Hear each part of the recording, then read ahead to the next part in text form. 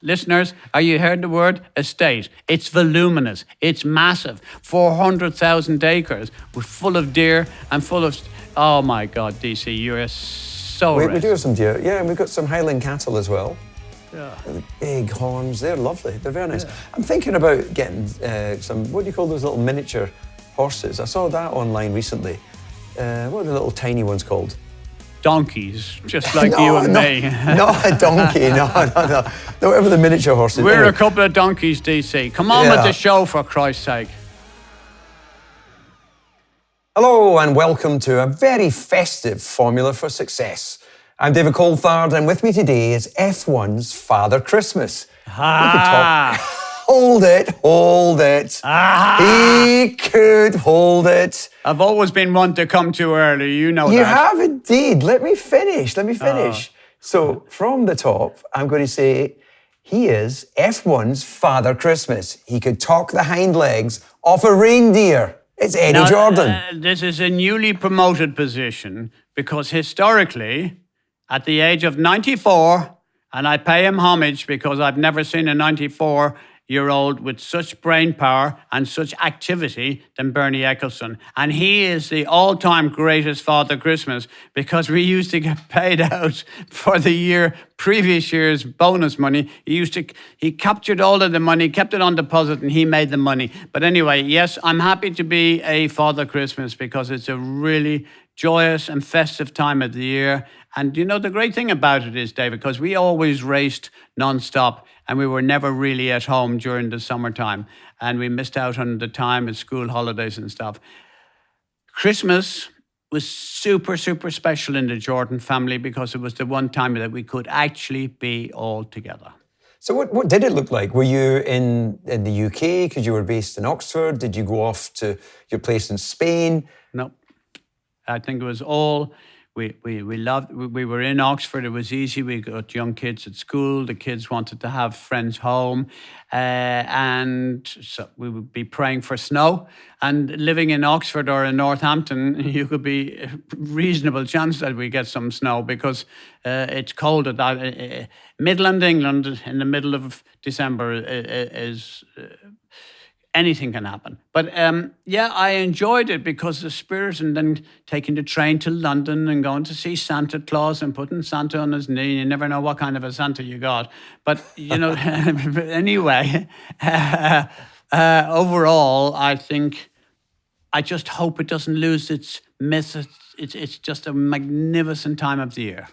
Well, you've got an ever-expanding family with grandkids and whatnot. So is it too big now to get everyone together? Do they come to South Africa or? This year, 7.5 will be there of the grandkids. And then the 4 kids and their partners and all of the grandkids. So we're all there. Sadly, I've had to shell out and buy and take a very large house to get 7.5 or 8 bedrooms in a goddamn place. Not easy. Not easy, number one, for 2 reasons. One, to find a place, and me, to extract the kind of money that they wanted for the place. But anyway, we have it.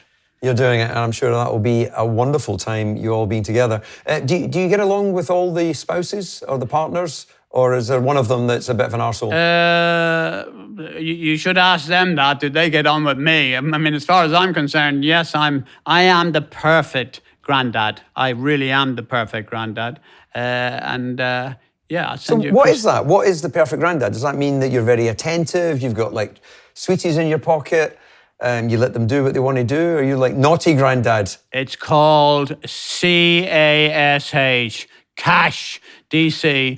What kids nowadays don't want lollies. They don't want imitation chocolate Santa Clauses. They want cash so they can go off on Amazon and buy whatever they want to buy themselves. No, listen, it's a mixture. Some of them are so young, and you just have to take it. And we have something in the family called Secret Santa, and no one actually knows who you're buying for, or they don't know what you're. You know, for example, I shouldn't tell you this, but I don't know how. It's a secret. Tell us. I drew Marie, the poor girl. Jesus Christ, she'd probably wind up with nothing. Yeah, it's difficult though to buy Christmas gifts. Sigrid, my girlfriend, asked what I would like for Christmas, and not to be sort of gushy or whatever. Actually, all I want is to be with her, be with the family. There's nothing material that I feel that I need, and I feel guilty because, of course, if and when I do receive some sort of material gift, you're going to show your appreciation. But what do you need right now? What do you like? What could you open on Christmas Day that would make you go, oh my God, this is unbelievable? It's a left-handed toothbrush. I've been using right-handed ones my whole life. Well, I suppose it's quite easy, like what you've shown me, what you're going to be doing in the next day. Can you show the listeners what kind of equipment that you've just got, that you've got to fill? How can I show listeners? No, You're getting confused between video and sound. But the people who are watching this on YouTube, can you put up this? You've got to fill something. What So are you I'm talking saying about? to you, more than anything, I'd like a new prostate, please.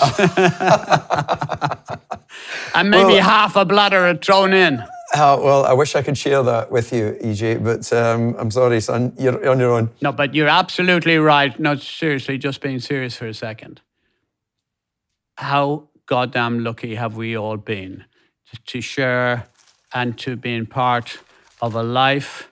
Look, listeners, look at viewers, look what DC has to fill up with poo in the next 24 hours. It's my medical check. This is in response to your call to arms, EJ, when you said no one should go untested, no one should put themselves in that situation. So I am having the medical checks. I applaud you, DC. What has medical checks and poo got to do with Santa? Not a lot, I think. You brought it up.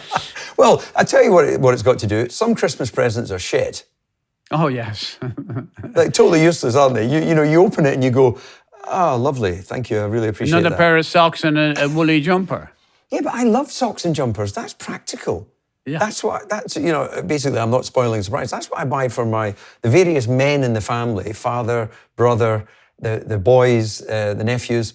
I buy them combinations of shirts and jumpers because, nice, smart, you can always do with a freshen up in your wardrobe. I think that's practical.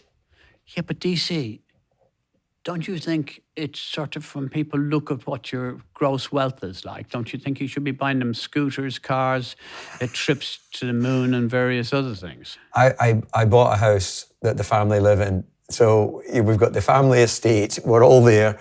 I think we've... Estate, no, nevertheless. Listeners, are you heard the word? Estate. It's voluminous. It's massive. 400,000 acres. We're full of deer and full of...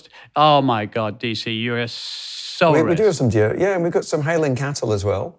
Yeah. The big horns. They're lovely. They're very nice. Yeah. I'm thinking about getting some... What do you call those little miniature horses? I saw that online recently.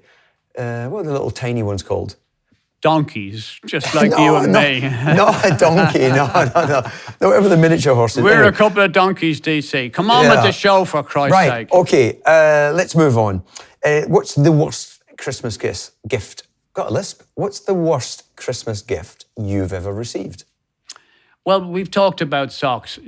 Just endless numbers of socks have really not got me there, You don't wear socks very often. You're a very much... No, I like to be cool. And you don't wear socks in the summer either. I see you from if you like, from April to November, Monaco, you're kind of super cool with your extra short trousers. And actually, you probably could do with buying some of mine because they'd fit you really well. But anyway, you wear short trousers, little sexy little pimsoles with no socks. That's you, isn't it? Yeah, but it's practical. Cooling air on your ankles really helps in the summer, especially when you're working on television, because you're standing there and you're not going to wear shorts on TV.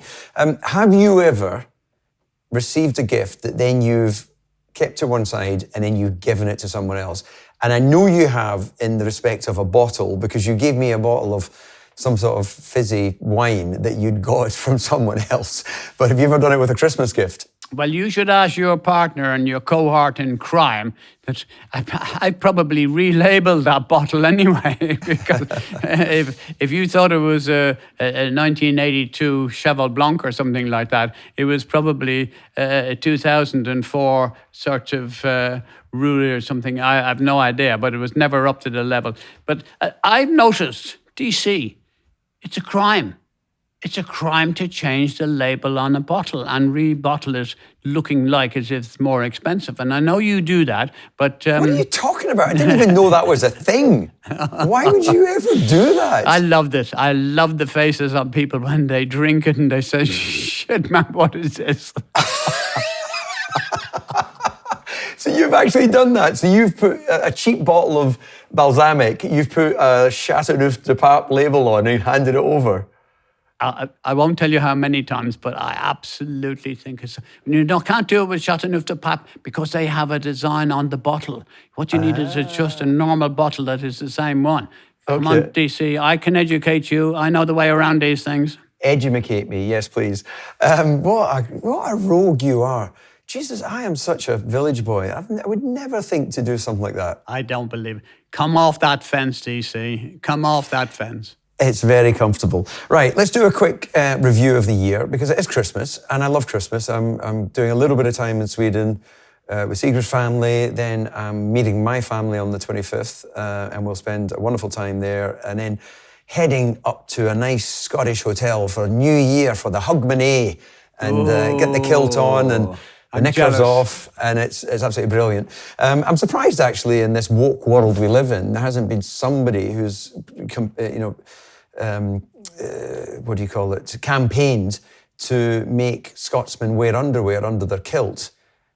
Yeah, but you love all that flashing, Gary, on, don't you? No, I don't flash. I don't flash. That would be offensive. David, that's not true. I've seen you flash. To you, because I said if you don't shut up, I'm going to. Dave, I think the editor is not going to allow that. That's not going to make the final cut, I don't think. Right, let's do a quick review. Let's do a quick review of 2024. So just over your thoughts on F1. I think F1 2024 was pure dead brilliant. We don't need to go into all of the reasons why, but it delivered for me as a fan. What about you? DC, I think we made reference to that even long before Brazil, and then Brazil brought it to another level. In terms of excitement, intrigue, not knowing, yes, of course, there were some downsides. And we talked about where the role is of the FIA, where the role of the drivers and situation and behaviour generally when you've got younger listeners. So there is a balance somewhere to be required in that. However, I'm not sure I remember a year as good in the recent past that could surpass 24. It was fantastic. And believe it or not, it got my juices jumping again. I wanted to watch all of the Grand Prix. I wanted to watch the build-up.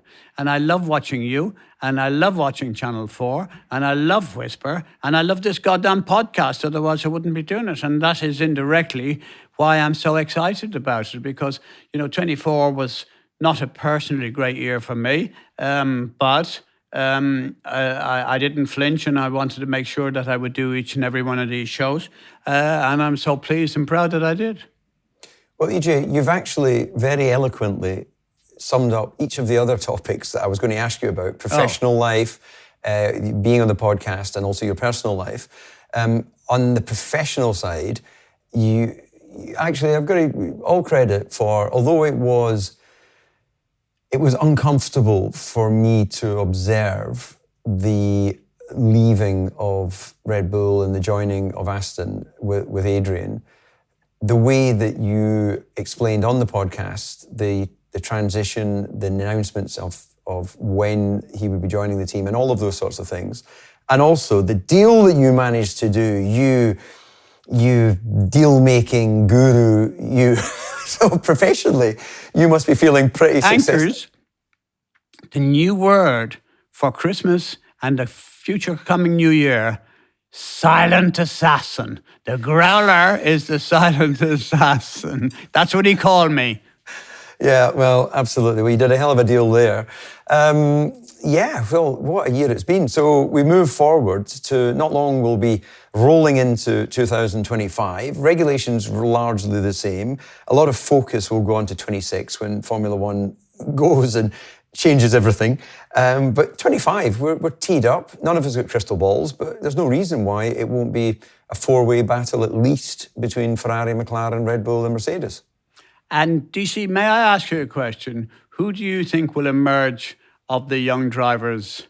I mean, there's got to be someone that will really push forward and push on to the next level.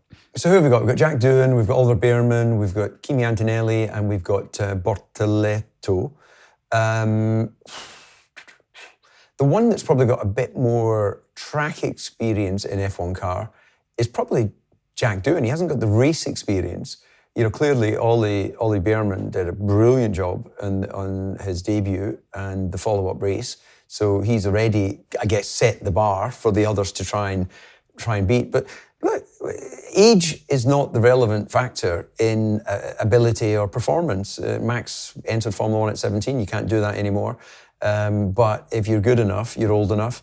And I think they're all there in merit. And Formula One right now has a brilliant lineup of young drivers, experienced, let's say mid-experienced drivers. And then we've got the two old-timers in Lewis and Fernando with only 9 world championships between them.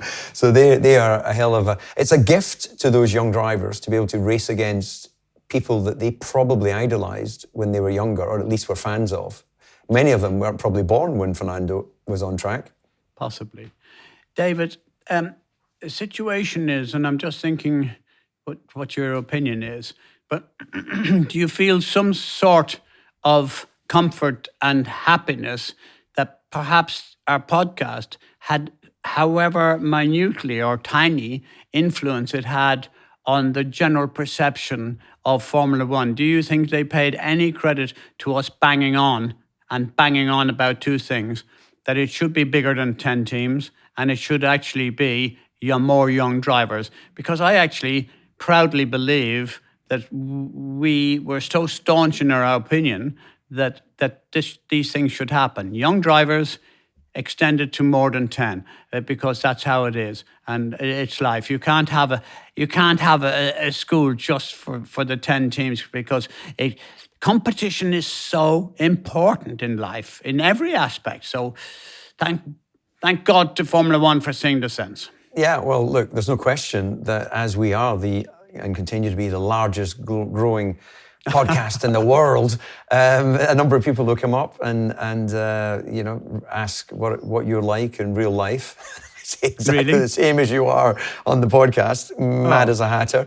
But yeah, look, it's great. And I'm amazed, actually, that I've seen some comments from team principals of late where they go, these current young drivers are now well-equipped to enter Formula One. I'm not sure the young drivers were never not well-equipped to enter Formula One. It was just that there was, a generation of full-grid drivers that meant it was very difficult for anyone to enter the sport, which is a shame for those that didn't make that opportunity. Yep. So I'm taking that FFS should take a little bit of a bow because in a tiny, tiny, tiny little way, I think we were influential in that happening, which was so important. Well, EJ, that is a great reminder. As my girlfriend often says, her mother always said to her, if no one else gives you a compliment, give yourself one. And that's exactly what you've done. And anchors, that wraps up our time for today. Have a great holiday wherever and whatever you're doing. And remember, you can get in touch with us on social media at F1 for Success and send your questions in to ffs@whisper.tv. Merry Christmas, EJ. Before I get into the growling mood, I've got to add my sentiments to what you've just said. I just hope Santa makes his way all the way down that chimney with all of the goodies and the big bag of goodies that he may have for everyone in the household. It is very special. Guys, embrace it. Enjoy the fact that we're here, we're on the planet, we're alive, and let's get a little bit religious here. May God, whoever gods you have, may God bless you guys, because Christmas is so special. Rawr! And you've gone and fucking ruined it by doing the growl. It was brilliant up until that point. Santa's a growler.